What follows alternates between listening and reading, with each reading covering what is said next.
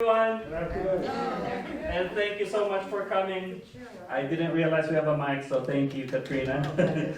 So the last time Katrina was here, we had just as many people, and I'm so happy that every one of you are here today. So Katrina, as if you were here the last time, she spoke about urinary incontinence, but really she knows a whole lot more than just that, right? And again, I consider Katrina in our therapy department as our Swiss Army knife. You can just open up many other tools there. There's so many layers that Katrina knows. So without further ado, I think she's collected all of this information to put it into the topic of reversing aging, which I am very interested in as well, because I'll be 50 this year.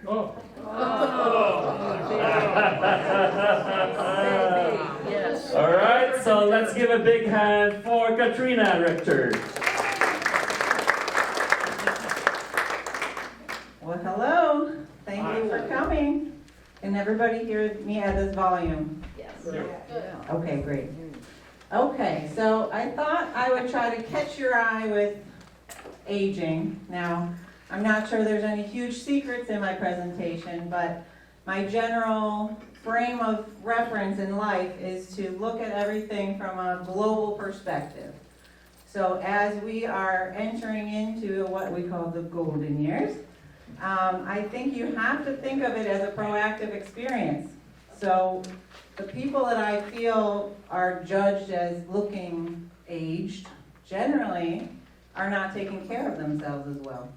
And I've worked all over the city, and I can tell you this population is doing it right. I've never met so many people in their 80s, 90s, and 100-year-olds as I have here who are living life well. So, I mean, I'm preaching to the choir here. So just pick up any tips that you might find useful, and we'll go ahead and get started.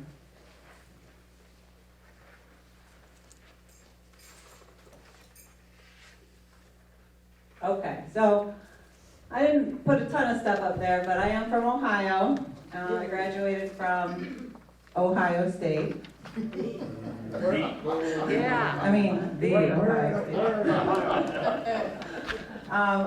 I moved down here about 18 and a half years ago. My parents chose Jacksonville, so when I had a baby, I had to follow my mommy, and we followed on down.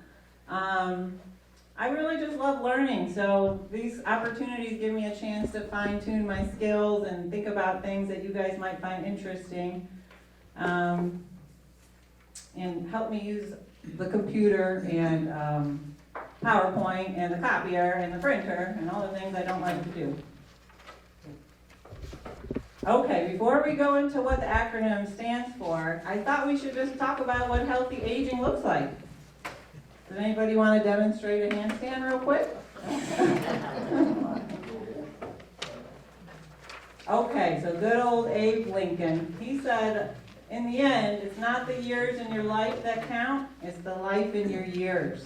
So many times in the therapy world, we have a new person come through our doors, and we thought, how in the world, before 2 weeks in the hospital, was this person living independently? You know, at this point when we see them, they need a ton of assistance just to stand. They can't even sit up. You know, they're completely dependent. And what it comes down to is that you can slowly slip down and not even realize it. And one bad health ordeal, illness, fall, whatever, puts you over that tipping point where all of a sudden you're below the bar of the strength that your body needs just to do your basic routine. So keeping your tank full, you know what I mean? Keeping your health full at all times is going to help you in those times when your health hits a little pothole. So aging well, to me, refers to the ability to maintain physical health, functionality, and vitality as one is getting older. So, you know, you guys are being proactive, so that part I don't have to preach. Hold on one sec.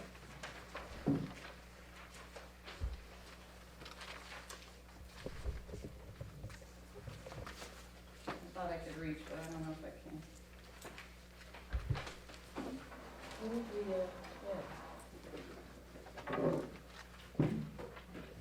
I got it. I keep having to put my back together. Okay, so let's talk about this little chick here. Are we all young chicks in the room? Yes, we are. The art of aging. So, although age is definitely a number, it's much more than that. We all heard the saying, you're only as old as you feel. So, maybe today I feel 24. What about you guys? 34, 54? What do you think? 104. 104? 104. I feel those days too. Some days I have a 90-year-old shoulder, an 80-year-old back, you know, just depends. Aging well is the ability to lead an active and fulfilling life. So despite how you were raised, your nature, your nurture, what accidents you might have had, which bad choices you've made in the past, or even bad habits that you have currently, we do have control over our current health right this moment. So I want us to wake up every day and think about how much life can you put in this day. So from today and forward, I want us to be proactive, purposeful, and positive. Okay, so what is reversible? What is reversible in our health? You know, some things are not. Some of us, I would hesitate to say, most of us have something medically that we take a medication for, that we're dealing with, or that is chronic in nature. That's to be expected. But what do we have control over? Wrinkles. I know. I was thinking, I feel like, what do people think of as being aged? So, this little lady, I think, embodied it. Wrinkles, hunched posture, and trouble walking. So, can any of these things be changed? I would say yes. Yeah, wrinkles, although I have already my own from being a sun lover, you can change the tone and the texture of your skin. So basically hydration. So that means drinking water, increasing your fluids, but also on the outside applying moisturizer. So I know in our therapy gym, there's times when someone picks up and moves to the next chair and we still see them sitting there in the chair because half of their skin has fallen off. And their dry socks just snow all the way over onto the floor. So I think in general, I would say that was an area that could be improved upon, is reaching down and getting those legs and feet. And those are the areas that are susceptible to injury. So cellulitis, I don't know if anybody's had that here, but that's a skin infection. Easy to get in. It just takes one little nick, one little scrape, one little skin tear, elbow on the door jamb, and you can introduce that bacteria. So keeping your skin healthy is keeping your body healthy. Your posture. This poor gal's bent over. She's got her hand on her back. You know, I don't know if anyone has met Seema in the therapy department, but if you have, as soon as you see her, you say, oh. You stand up straighter, because her main repeating message is posture.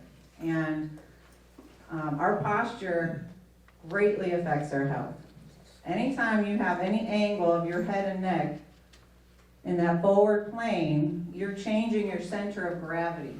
So every step you take is now off balance somewhat, because you're now more forward on your toes, and it takes more effort to lift up that foot. So any degree of increased posture, erectness, you're giving yourself less work throughout the day. And then I don't know if it's mandated as you age, you guys can tell me, but do you have to get an osteoporosis screen, or is that voluntary? Volunteer. Voluntary. Okay, so knowing where you're at in that cycle is going to help you. If you're only in osteopenia, you have a chance to kind of get some bone density back. Well, I mean, you have a chance to get bone density no matter where you are.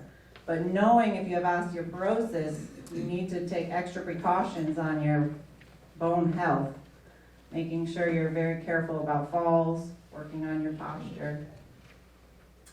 And then, of course, I guess therapy, this is our main claim to fame, is trouble walking. And that's such a convoluted thing. This, I don't know if that gentleman. Okay. You know, it's not just physical fitness, but it's also how much pain your body's in, what disease processes are going. You know, how is your sleep?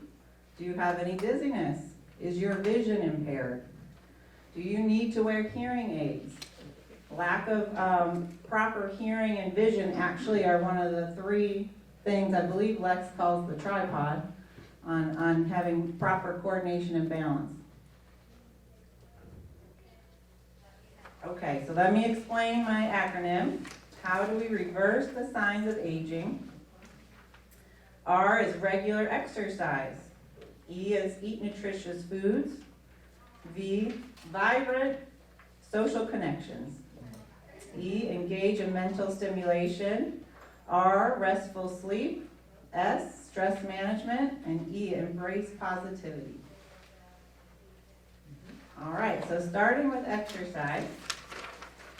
Engaging in daily physical activity will keep your body strong and flexible. Seems pretty self-explanatory.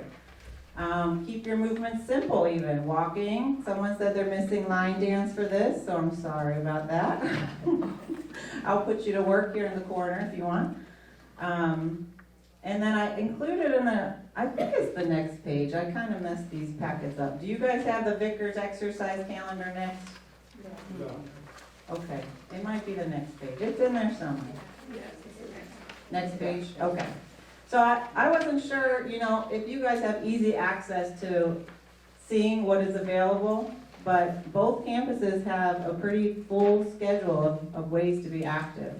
So I want you to go ahead and try to look at that sometime today and see if you can try a new class or try out the gym for the first time and just challenge yourself to try something new. So what exactly is physical fitness? It's a combination of these 4 things. You have to have proper strength and muscle mass. So if your muscle mass is kind of weaning off, your stability weans off with it. You have to have proper range of motion and flexibility. And of course, energy and stamina. I don't know if anybody gets halfway to the dining room and they're halfway winded and they need a break. You know, or to the mailbox, whatever. But that's a sign that you might need a little boost in your endurance. And then what we just talked about, good posture and balance. So I've included on the next page a little optional fitness test. So this is not required. However, if anybody wants to see where they rank on their physical fitness and feel that they are safe enough to do so, we can go ahead and go through each one of these. So if you feel like you're physically able, can you raise your hand so I know how to proceed? Okay, then we'll give it a go.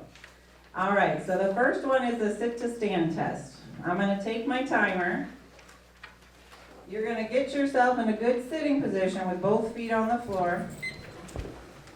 And when I say go, you're going to push yourself up into a standing position all the way up and then completely sit back down. And you're going to count how many times you could do that in 30 seconds. Okay? And then I'll tell you how you stacked up in a second. Is this supposed to be like a race, like you want to do it fast? Or You're this trying to is get just- as many as you can safely.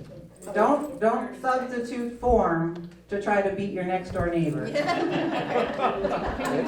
No You use may of, hold on. no use of You arms. may hold on. Allowed to use the arms? This is not the standard, this is from the Silver Sneakers website, so I took this from them. Shouldn't push off with the arms, right? Well, let me double check. I was giving you guys the benefit of the doubt, but I see we have some competitive kids in the class. What they had to do at Mayo is like this. So there's Oh, modified component of the test and there's none, but you're supposed to have your Yes. arms across Yes, your okay. chest. Oh, you're right, Yeah, yeah. but for some I always people who let- cannot, Yeah, don't let it stop you. yeah, for some people who cannot get up without pushing from the armrest, you definitely can use this, and that will be your baseline. Meaning the next time you test yourself, do the same thing. Right. Okay. All right. Because you might be able to get 5 without your arms, but 5 more with your arms. And then the next time you might be able to do 10 without your arms, so. And this is no like quantitative, it just gives us an idea where you are. Okay, so when I say go, you're gonna try for 30 seconds. Okay, ready, set, go.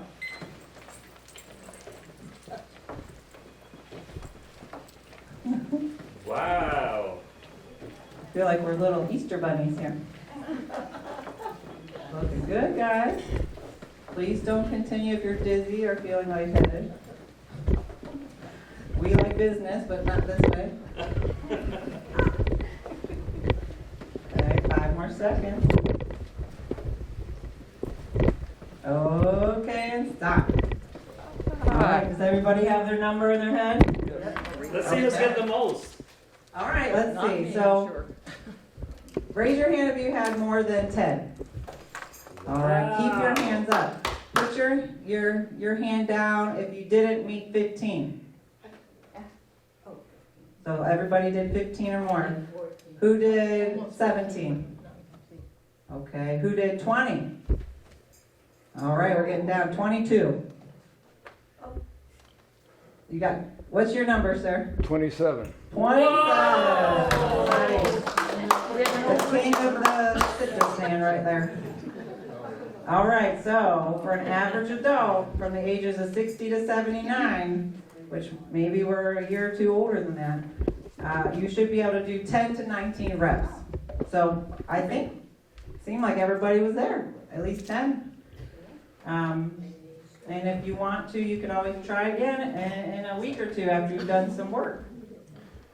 Okay, the next one's the arm curl test. Now, of course, I didn't have this many hand weights in the gym. So we can do 2 sets or 3 sets, however many we need. Some tables don't have. The arm curl test, I'll give you the instructions. You're gonna sit on your sturdy chair with your feet hip width apart. Hold the dumbbell down at your side in your dominant hand, palm facing your body. So women is supposed to do a lighter weight, men a heavier weight. However, I did not have, the 5 is for women, 8 for men. We don't have those available in the gym, so that part we couldn't do. Wait a minute, is yours bigger than mine? No. So one arm. So 3 pounds. keeping your upper arm stationary, curl the weight up to your shoulder, rotating your palm to face your shoulder as you do so. You're gonna count how many times you could do the curl. Can you demonstrate that? I can. Yeah, I'll pass these 2 out. So you're gonna start with your hand. You're sitting. I think this one's. But I don't know if you can see me if I sit. So you start with your hand here, and if you need to kind of turn in the chair so you have room, and then you're gonna curl up to the same side of your shoulder. Okay? So start here and there. For 30 seconds. Are you guys gonna do it? You wanna, I think this is smaller. that's 5 pounds. That's one of the heavier ones, Phil. Is it? This is a small one, isn't it? All of them are small. I only have 2 5 pounds, so you could just give it an estimate. You guys are gonna excel at it, Does it so. say on the end how many pounds? No. Not on this Oh, one. You could even do it without a weight, because maybe Yeah. some of you have a little bit weakness. All right, so we're gonna do it for 30 seconds. Then you could pass it to your neighbor, and your neighbor could give it a try. And we can kind of shift it around so everybody can try. Oh, her purse. I know, some people's purse might be 20 pounds, who knows? Would you demonstrate that again, please? Sure, you're gonna start with your hand by your side, and then you're gonna curl up with your hand facing up. Your upper arm is up against your body, stationary. Just a basic bicep curl, what you see people do in the gym. Okay, so are you ready? Go.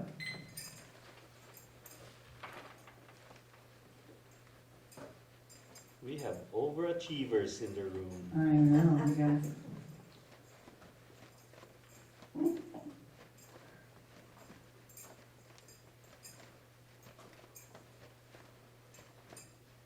Ten seconds.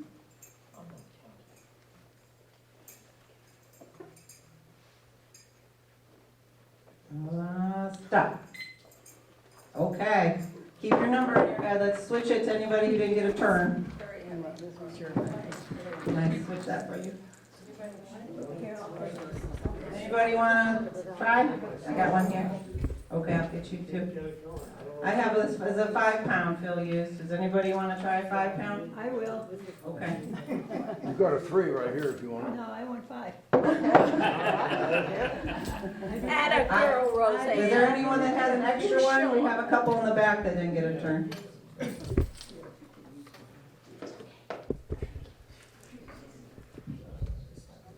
You want one? That's 4 pounds. Is this one not being used? Okay, I'll get you next. Oh, this table will be next. You guys are bummed out. Excuse me. Next 30 seconds will be this corner table because they didn't have any. So we'll all get to stare at them at the last round. Say again, what are we supposed to do? All right, so you're gonna start by your side and you're gonna curl straight up. As many times as you can in 30 seconds. Okay, ready? Go. Keep your upper arm by your body, just the curl. Good job. You're making it harder. I should have played some music. That's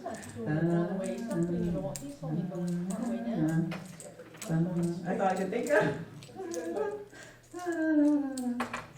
Okay, ready? And stop. Okay. And I know this back table didn't have any, so I'm going to share the love over there. That's life, but, yeah, that's different. 3 pounds, who wants to try? Can you do a 5, you think? No, that's what I just did.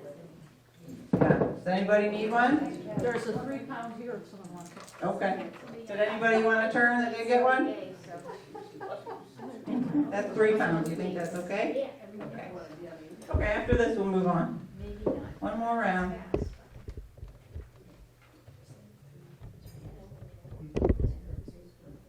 Okay, on your mark. Get set, go. I don't know if I can get music playing that fast, but just imagine elevator music in your head. There we go. Jeopardy.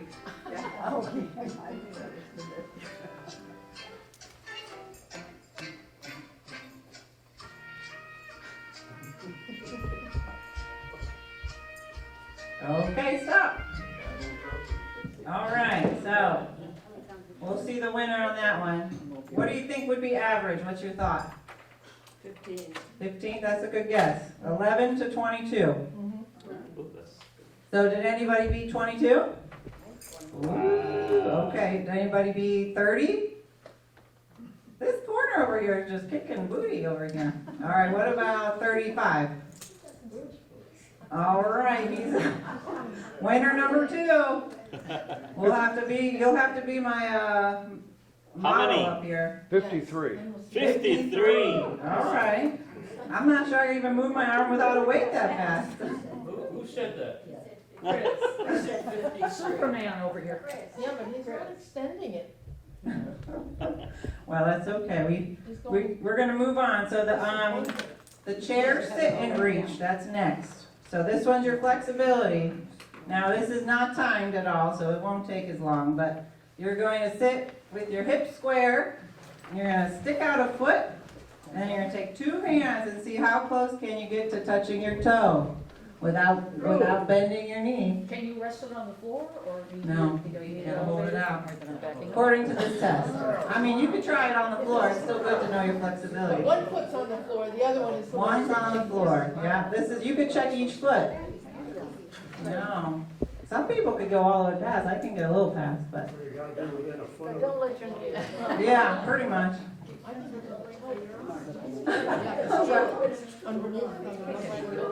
It depends on the flexibility of your back and your hamstrings, so, I guess in your shoulders too.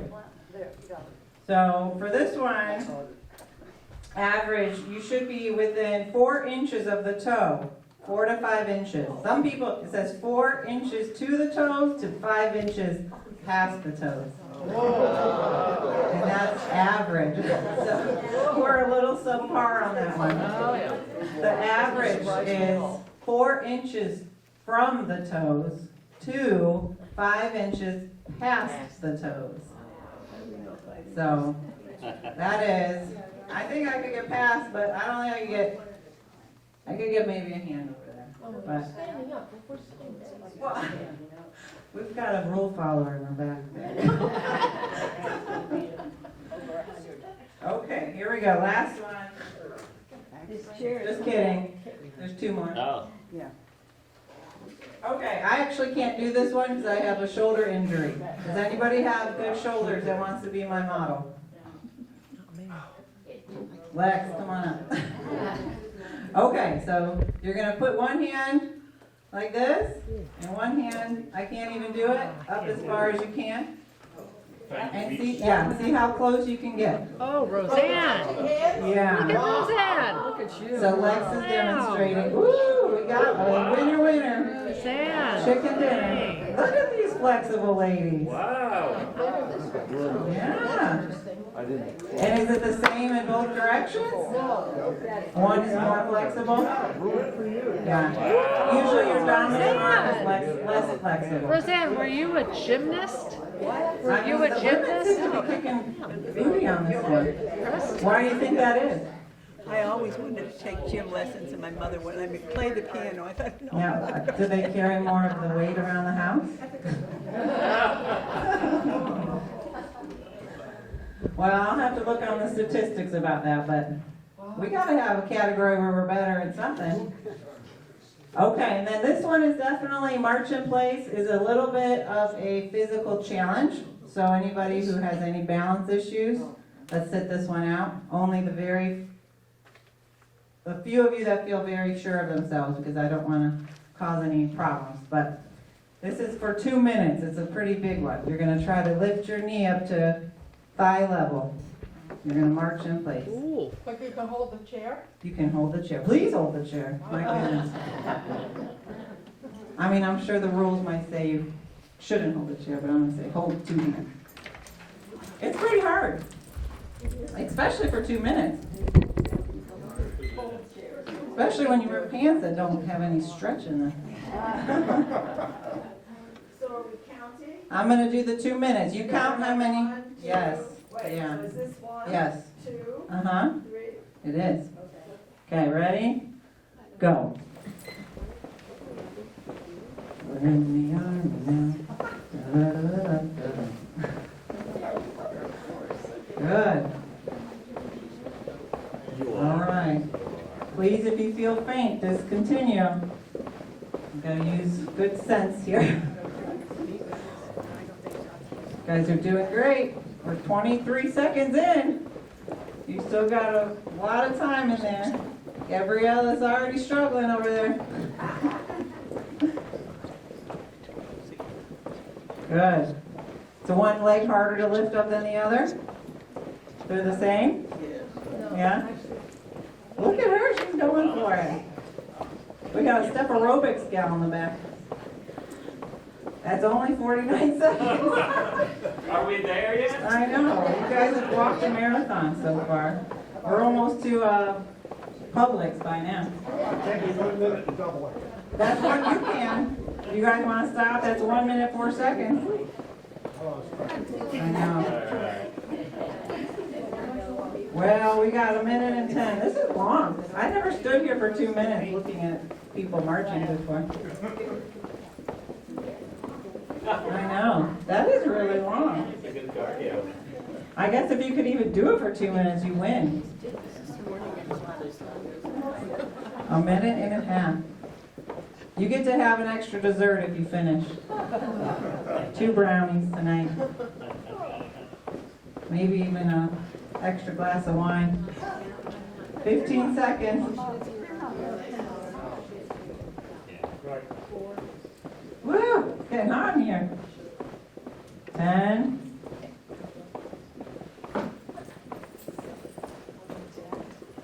And stop. Good job. Woo! We should have water after that. Everybody, a round of applause. Very good. I knew you guys were fit. Okay, so the average this is for 60 to 79, is 68 to 115 marches per side. So every other, that's 230. So I think if you even marched a little for 2 minutes, you're doing awesome. So what did you guys think? Have everybody pretty pleased with themselves and the fitness? Or do you have some eye-opening? Maybe some areas that you can improve on? All right, we're going to move on to nutrition. So this picture over here, I pulled off of MyPlate. It's a government website, and they have kind of what you should be getting per age group. But I like this picture because in general, you want to have half of your plate with fruits and vegetables. Okay, so that's the left half. The right half, upper right, is your grains, focusing on whole grains and things that are less processed.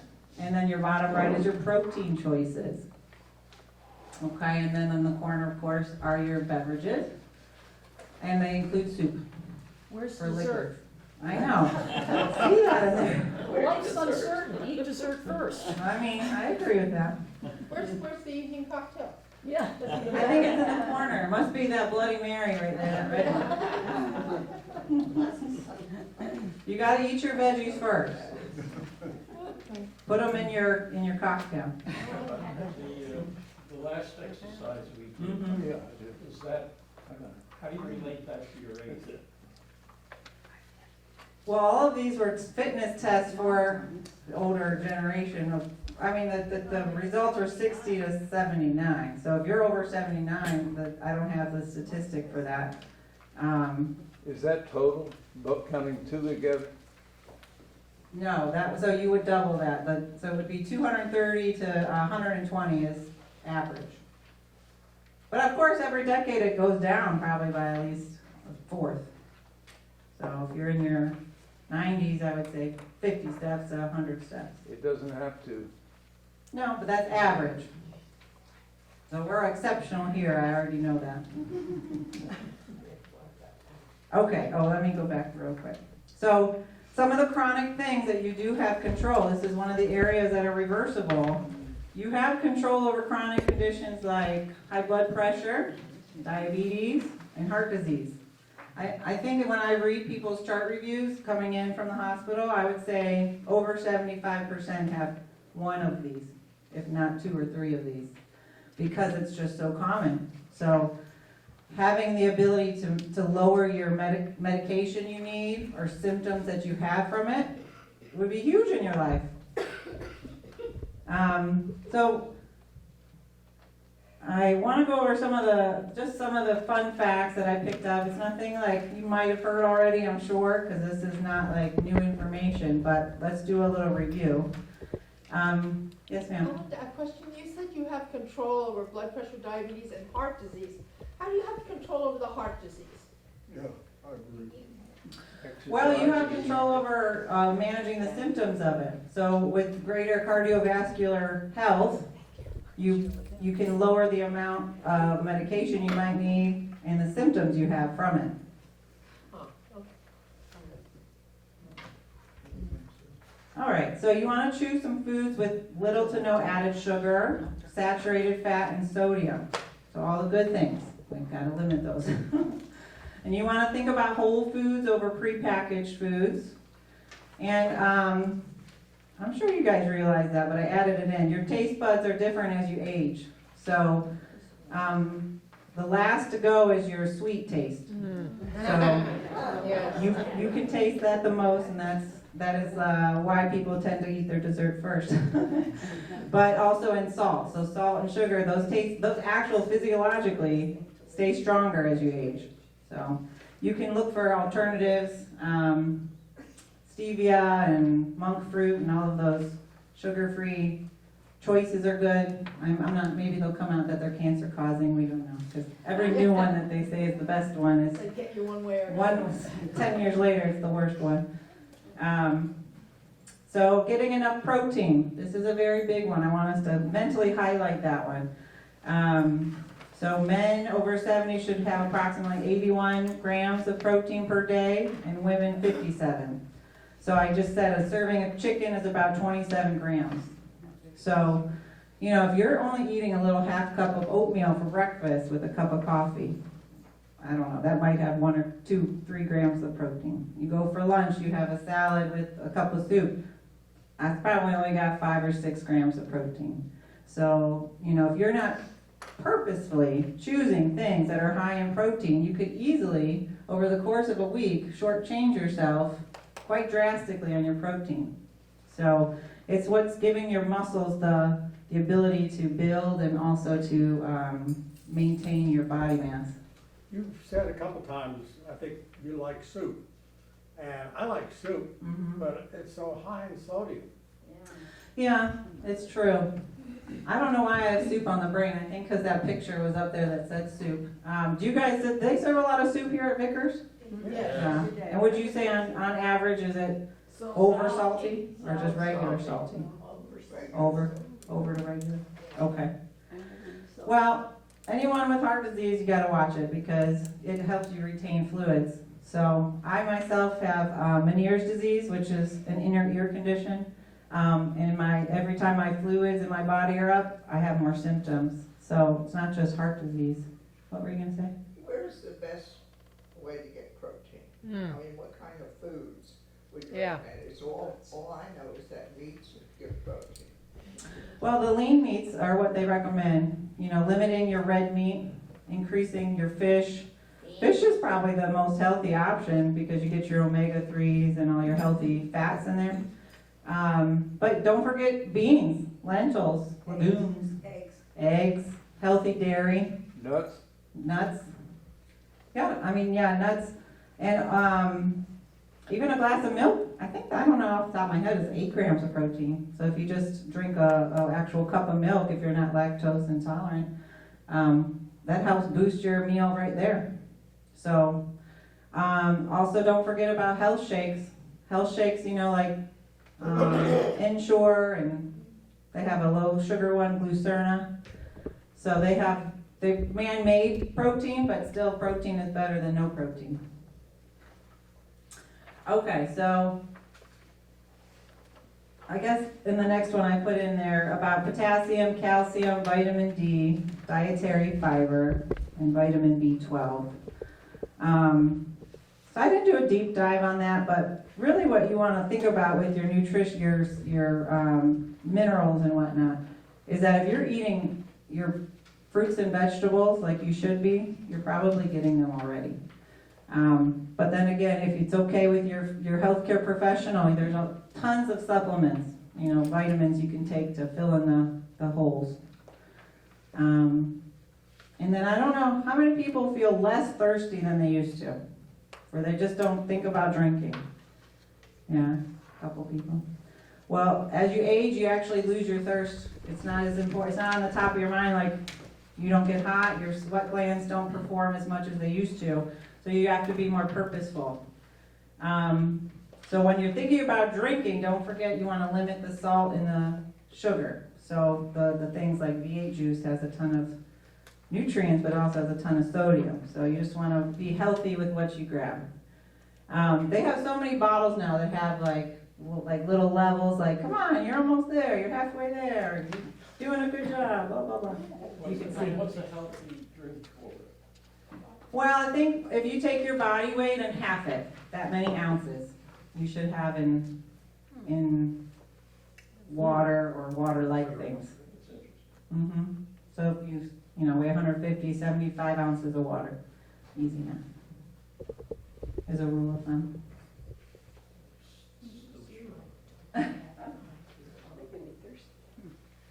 Okay, so I did include the myplate.gov sheets in there. And so what I put it on there is just, it breaks down how many servings you should have. I got a little messed up on my ordering there, but I know it's in there. So somewhere in there, there's a plate where it shows how many fruits and vegetables you have and breaks down your servings of each. And if you feel proactive, you can go on there, and it has a calculator for your age, body weight, and activity level, and it will tell you how many calories you should be having. So I did one as an example. The one that I put in there was for a woman over 70 with light activity level with a body weight of 150. So it calculated 1,600 calories per day. Oh, and the protein bars. I said health shakes, but also protein bars. There's like a whole section in the grocery store of those. All right. Okay, so social connections, vibrant social connections, maintaining meaningful relationships and staying socially active. Laughter and good company are great for your health. And then on the flip side, loneliness can really be devastating for your health. Loneliness. So I don't know, I didn't grab a statistic, but I do know since COVID, the increase in depression and anxiety has skyrocketed. Habits from necessity has become a way of life where people are no longer doing the same socialization that they used to. A few people here have kind of brought up that some people they know here at Vickers started getting their meals delivered during COVID, and they're still getting their meals delivered because it just becomes your habit. But just having that social connection every day stimulates your mind, stimulates your emotions, helps you stay connected to your community. So I wanted us to take a second to maybe smile. And I have this first video, if I can get it to pull up. This was a clip hold on. This was a little TV show where they got together a bunch of people with weird laughs, had them all sit together, and nobody could talk because they all just kept cracking each other up. Katrina, it might have opened a different browser. Oh, okay. How do I get that up then? Well, just maybe listen is okay. Let's see if listening is okay. This is the talk show people.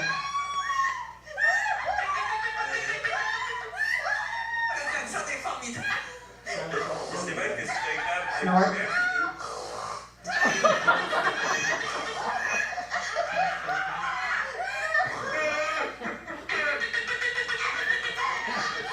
It's kind of funnier without seeing it, actually.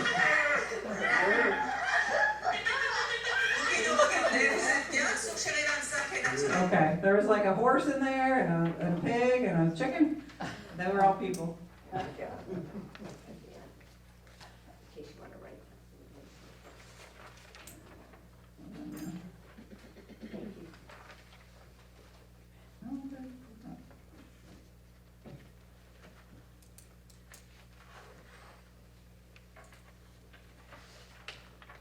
Okay, I don't know, this might be something you guys don't find fun, like smile worthy, but to me, the best noise is a baby laughing.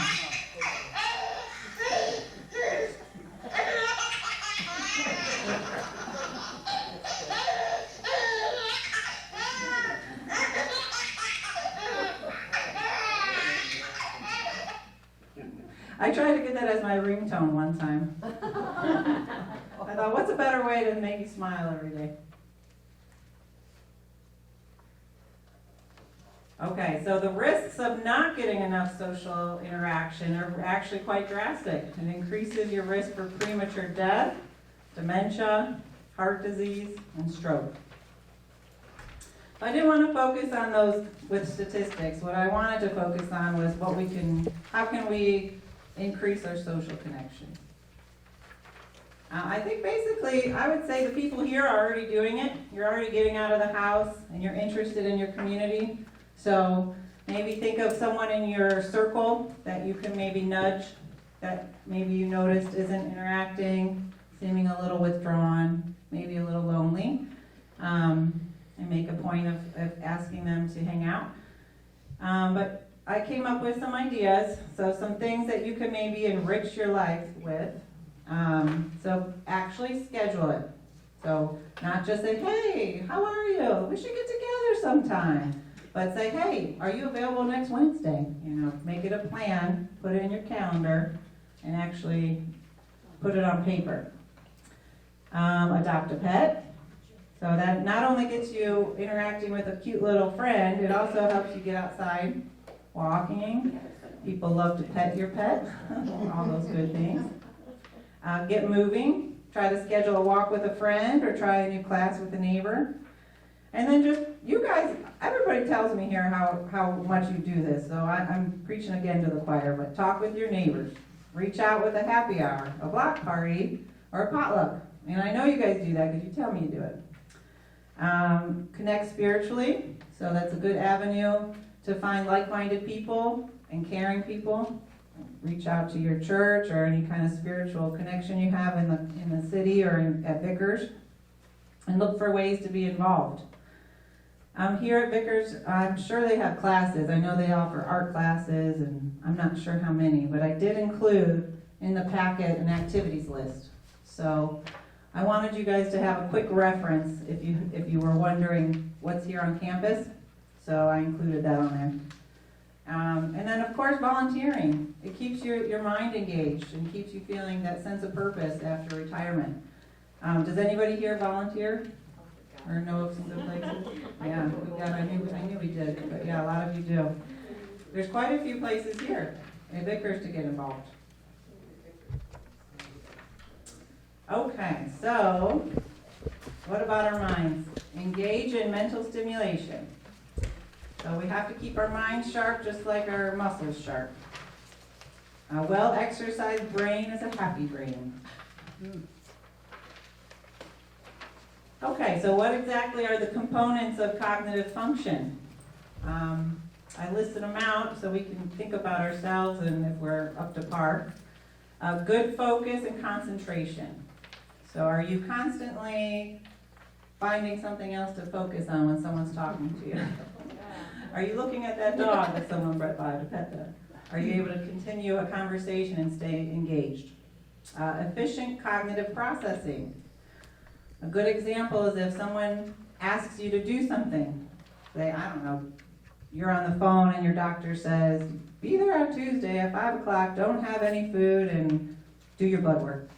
Can you process multiple things and retain them long enough to do what you're supposed to? And then good problem solving and making logical decisions. So looking into taking the information you have in front of you and knowing what to do with it. And of course, good short-term recall. I'm in my 40s and I already probably worse than I should be on short-term recall. I think we all can say we can be better at that over time. And then ability to learn and retain new knowledge. Okay, so I put up here, this is just something to think about. Practice doing 2 or more things at once. So, for example, walking while looking side to side. So this is your motor movement. And then try to count by 3s.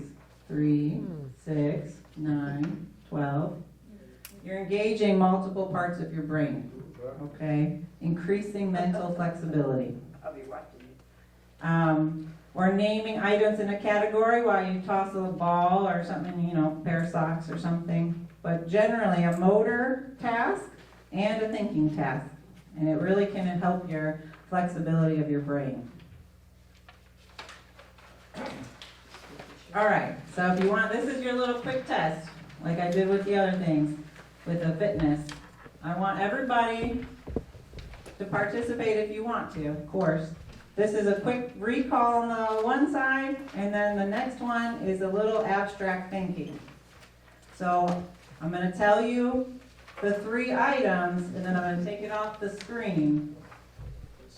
Okay, and then I'm going to give you those instructions verbally, okay? So the 3 things I want you to remember without looking on your paper are rock, sunglasses, and Cleveland. Okay, so we're going to retain that. I'm going to distract you, and then we're going to think about it. All right, so on your piece of paper, I want you to find a little blank spot, and I'm going to ask you to do a task. I'm not going to repeat the instructions, so you have to remember all components of it. All right, I want you to draw a clock face, including the outline, numbers, and arms with the time 9:15.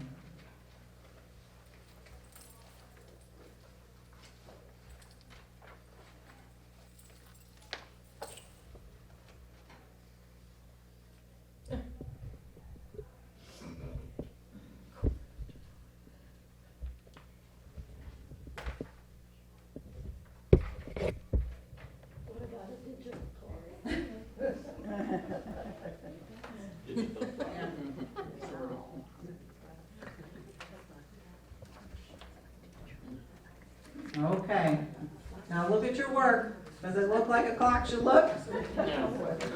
Are your spacing, is your number spaced out? Did you include all of your numbers? All 12 all the way through? Are your lines accurate? Your little hand should be just above 9, and your long hand should be pointing towards the 3. Okay? So this is a simple test actually that we use actually in our cognitive screens because it takes a lot of different components to put that all together, surprisingly.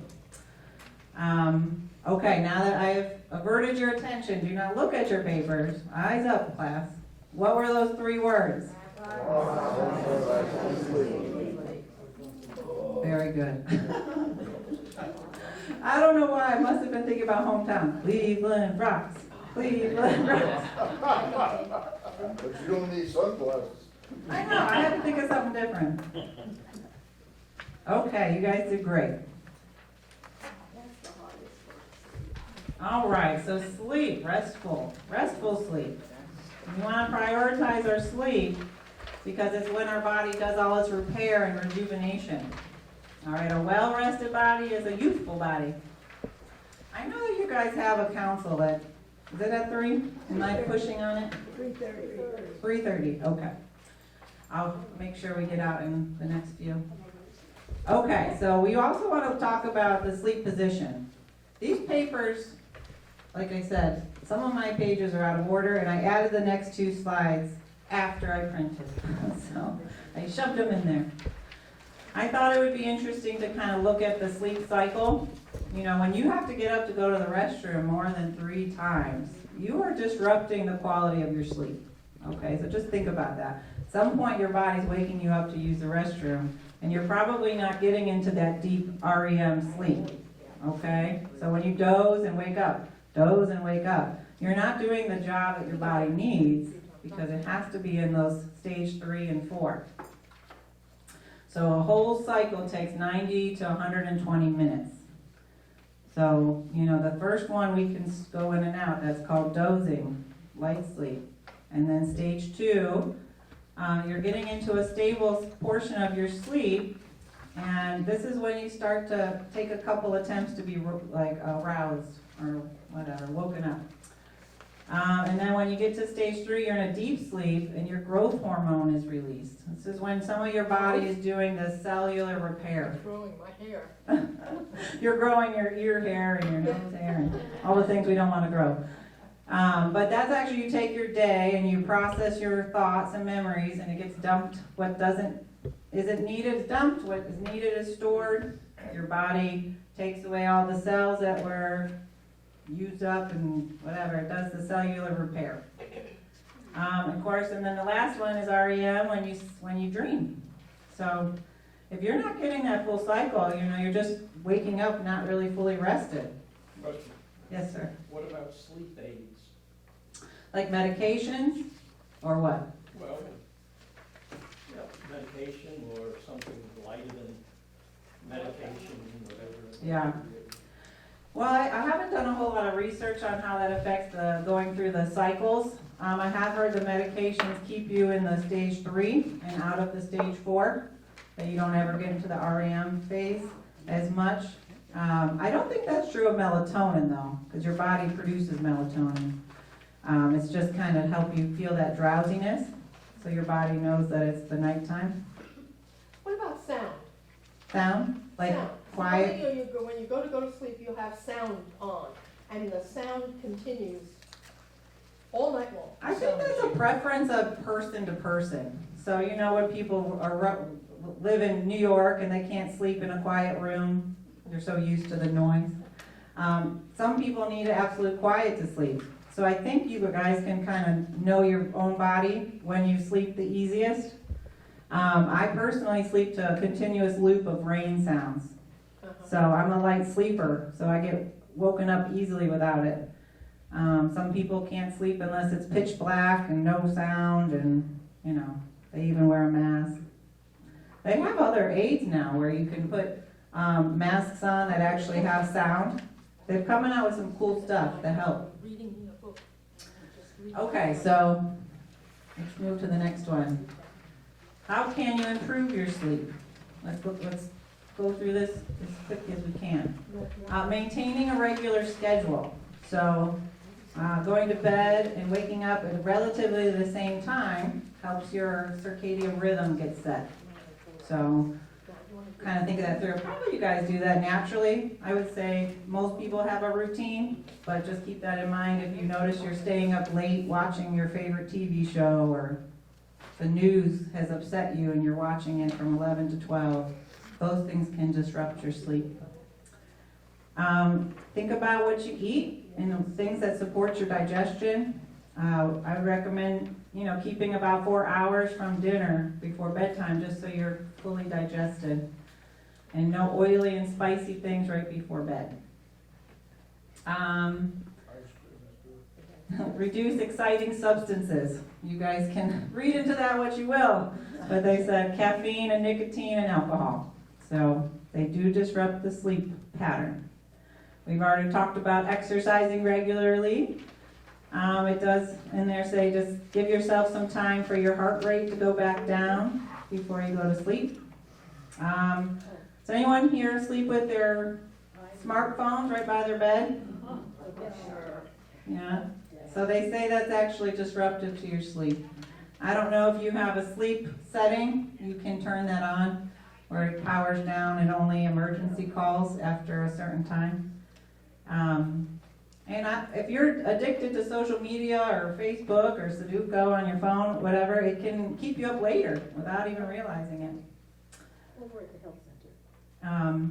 Relax your mind and set up a sleep routine. So if you need to take 5 minutes to relax and do a few deep breaths, pray, check your body and see if you're ready and relaxed. And then the last two, I'm not going to touch too much on. Choose a good mattress. I think that's pretty obvious. If you have a cruddy mattress, you're not going to sleep well. And then this was a website I grabbed from, but it suggested looking into the use of different herbal teas and natural oils. So good sleep supports your brain performance and mood, and you can decrease your risk for multiple medical conditions. It's recommended to get at least 7 hours of sleep per night. You guys feel like you get at least 7? Yes. In general? Except for Lex. Lex told us he only gets 5 hours. We need to get him up there. Wait, What? you'll get there. Yeah. I know my mom is 77 and sleeps rested at 12 hours, she tells me. It's like, wow, we gotta talk about that. We already talked about that. And then empty your bladder before you go to bed. I'm sure you do that, but. So I put a little picture of sleep posture guide. I talk about this a lot when I have you guys in therapy sessions. How you support your body and sleep actually affects your overall health quite substantially. So if you have a poor pillow that's either shoving your head into an angle or too little and your head's, your shoulder is going like this while you sleep, look at my body. I'm like this for 8 hours. What can that do to your soft tissues in your spine? And you're like this every day for 8 hours. So it's a big deal to have your body in alignment while you sleep. So over here, it just shows whatever one you are. I would say generally most people at the age stop tummy sleeping. That's what I've come to the conclusion, just rarely.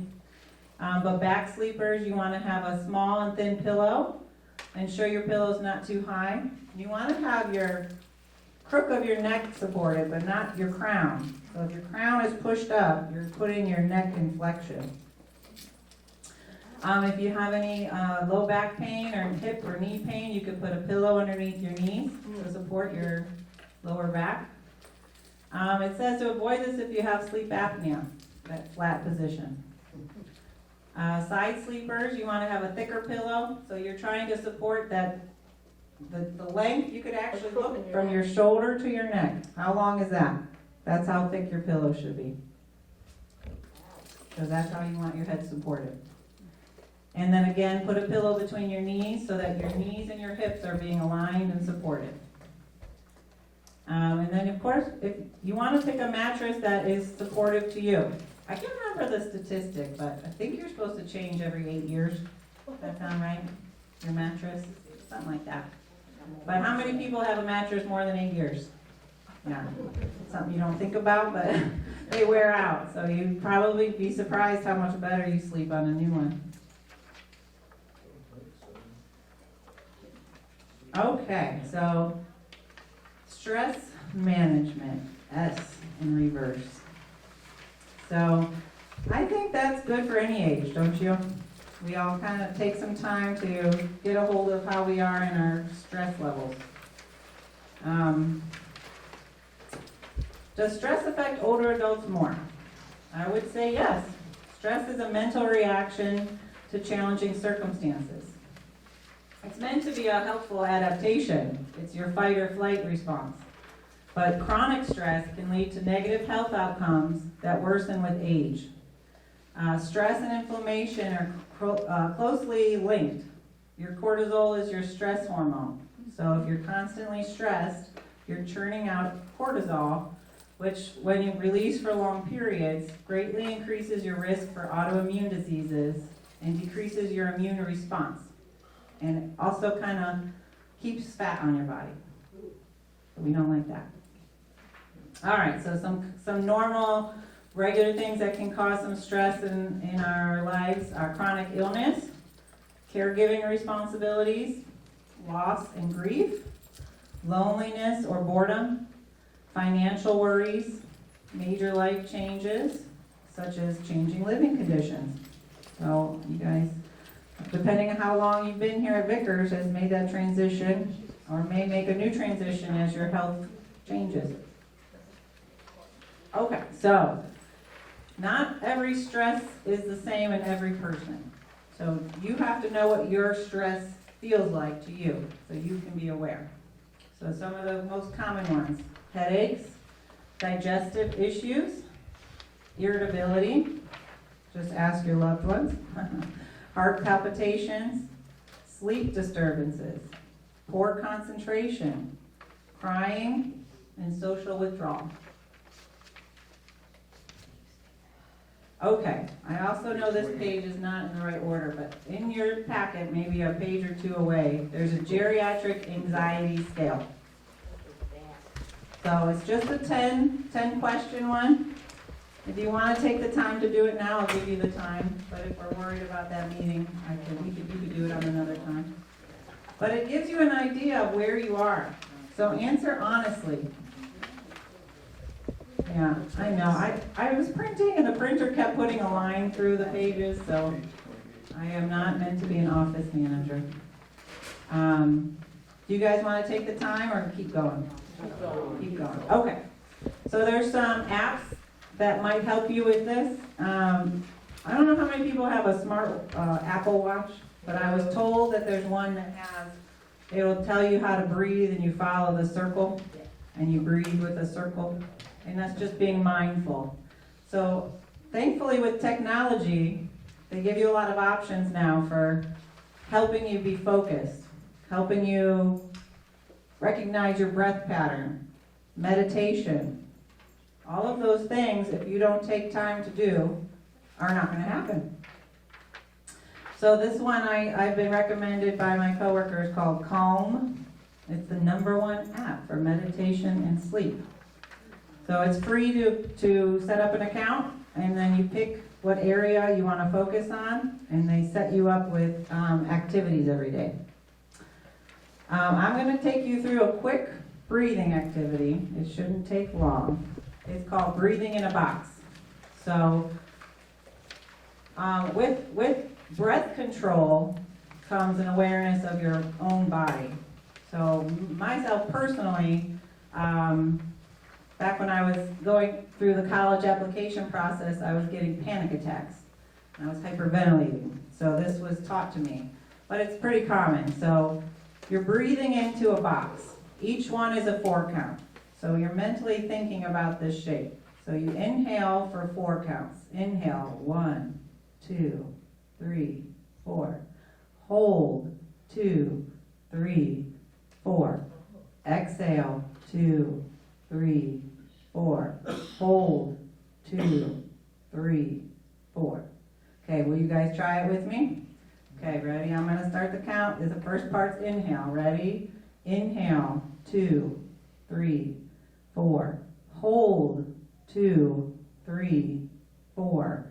Exhale, 2, 3, 4. Hold, 2, 3, 4. Good. Is that hard to hold?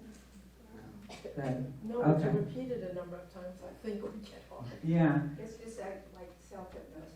Yeah. Well, if you can control your breath in a moment of anxiety, it actually, I don't know all the statistics, but it triggers your body to get out of the fight and flight response. All right, so other ways to practice stress relief. I don't know, yoga is a great one. Anybody does yoga here? I know some of you have because you've showed me your moves.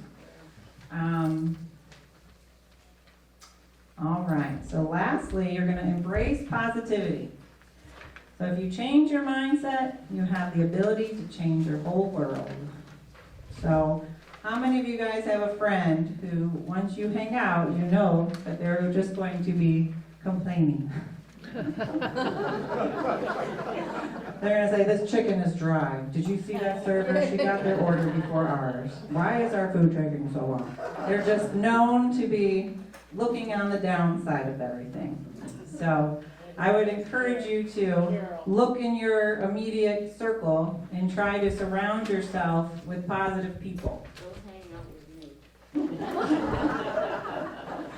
Okay, so that also includes the TV shows you watch. For those news junkies, it can be a negative influence on your life. I don't know too many news outlets that focus on positive news stories. It just does not sell. So I would encourage you to limit your news to not right before bed and give yourself time to digest it.